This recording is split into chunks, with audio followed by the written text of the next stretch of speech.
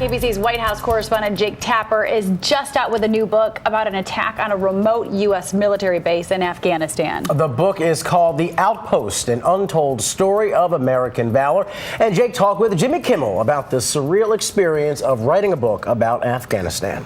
Interviewed hundreds of people, including people who aren't necessarily on our side. Right. I did interview an insurgent or two. And how do you interview an insurgent? Like, are they on Craigslist over there, or where do you get them? I had a fixer, and the fixer was from this remote region. It's called Nuristan. It's where The Man Who Would Be King took place, the old Rudyard Kipling novella and the movie with Michael Caine.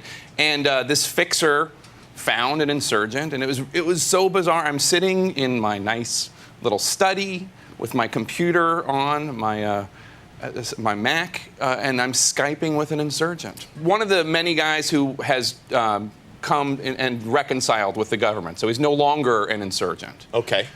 So it's not like I know where the bad guy is, and he's actually now he's cool. In the book, you talk about the Nuristanis and how they're kind of a different culture from the other Afghans. It's like the Afghanistan of Afghanistan. They are completely cut off. They don't want anybody there. They were the last ones to convert to Islam, and the first ones to take up arms against the Soviets. They are a rebellious people. This outpost that I profile, outside it are the hollowed-out shells of former Soviet personnel carriers, which for a lot of the soldiers was not reassuring.